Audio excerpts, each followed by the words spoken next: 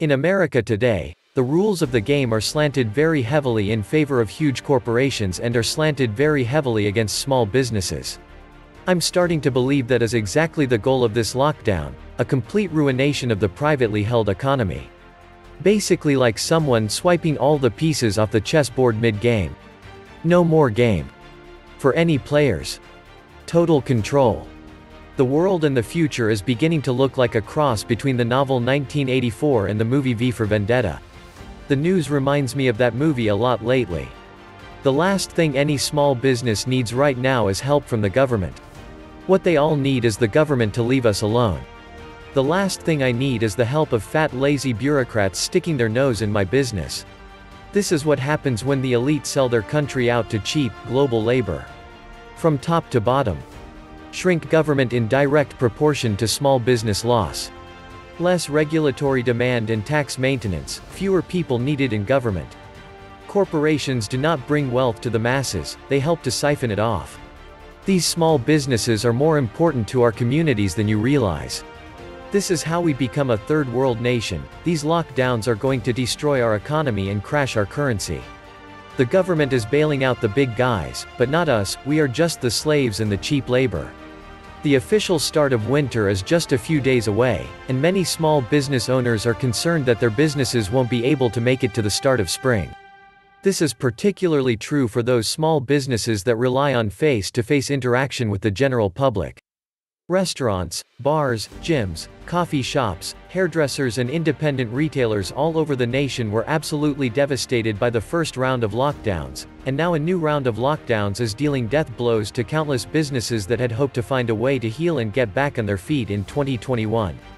Politicians such as California Governor Gavin Newsom and New York Governor Andrew Cuomo don't seem to care that they are literally destroying millions of hopes and dreams.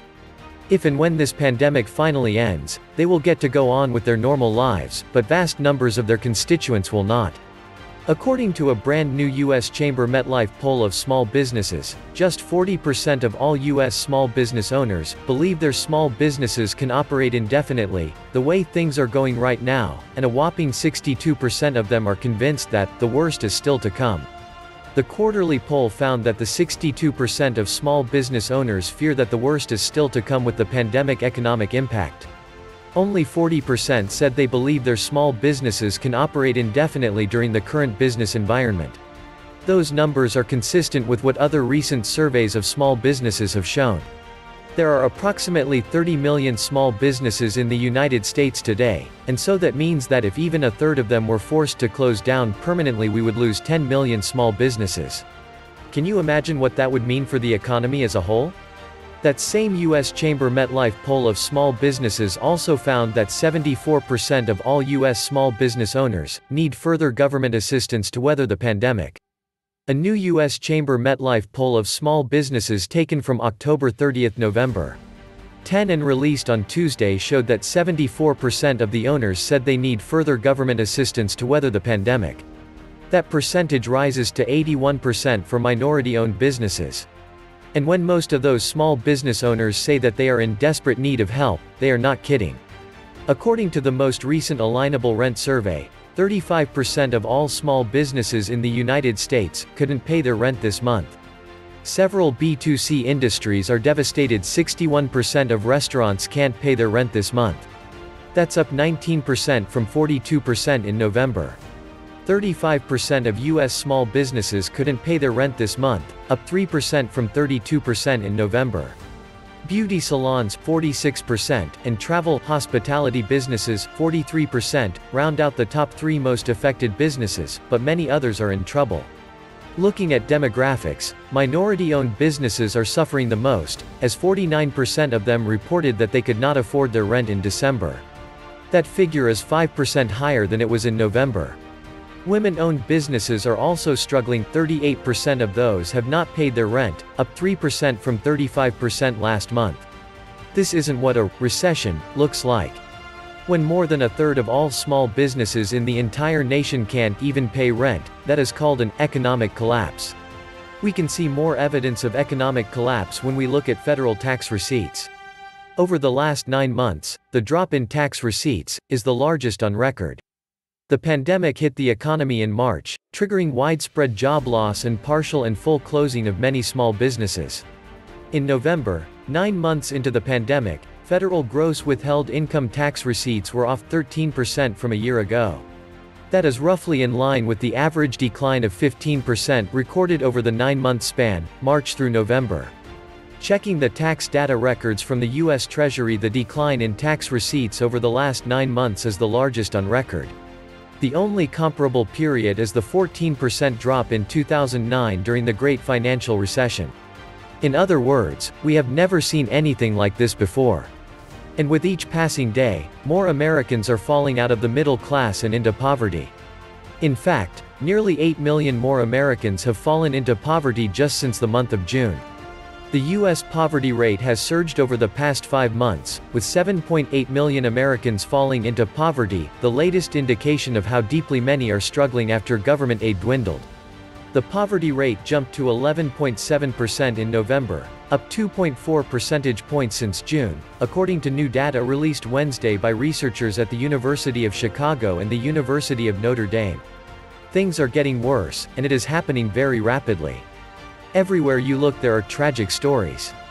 The other day I was deeply saddened when I heard that a 2-year-old boy had been abandoned at a Goodwill store. When people feel like they are out of options, they can get very desperate, and desperate people do desperate things.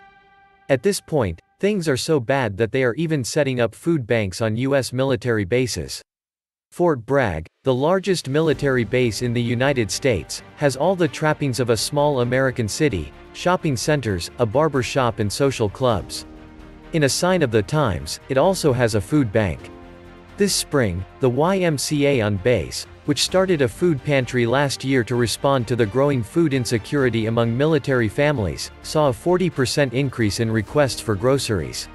During the same period, Grocery Requests to America Serves, a network that helps military families, jumped to the biggest service request in the organization's history. Theoretically, military bases shouldn't need food banks because everyone in the military is getting a paycheck. But at this point the cost of living is rising so much faster than paychecks are that even military families are starting to go hungry. Of course, Congress is, feverishly, working on a new stimulus package to help alleviate the suffering of the American people, but some Democrats are extremely upset that they are being forced to choose either enhanced unemployment benefits or $600 stimulus checks for the American people.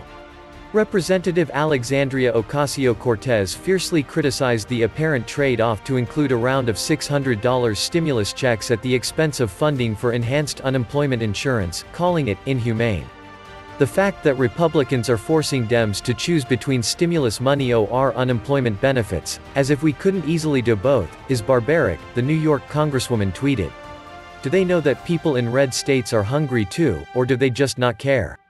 Considering the fact that we are already $27.5 trillion in debt, the truth is that we really can't afford any of this. But if we are in the process of liquidating the nation anyway, we might as well ask for the biggest checks that we can possibly get. Sadly, nothing that our leaders do now is going to stop our economic collapse from eventually getting a whole lot worse. For the past several decades we have been on the greatest debt binge in the history of the human race, and now that bubble is in the process of bursting. Those that are expecting life to return to normal at some point are going to be deeply disappointed, because the big meltdown has now started, and it appears that 2021 is going to be a really painful year. This was the Nomad Economist. Please like, share, leave me a comment, subscribe. And please take some time to subscribe to my backup channels. I do upload videos there too. You'll find the links in the description box. You will also find a PayPal link if you want to make a donation. Thank you wholeheartedly to all those of you who have donated. Stay safe and healthy, friends.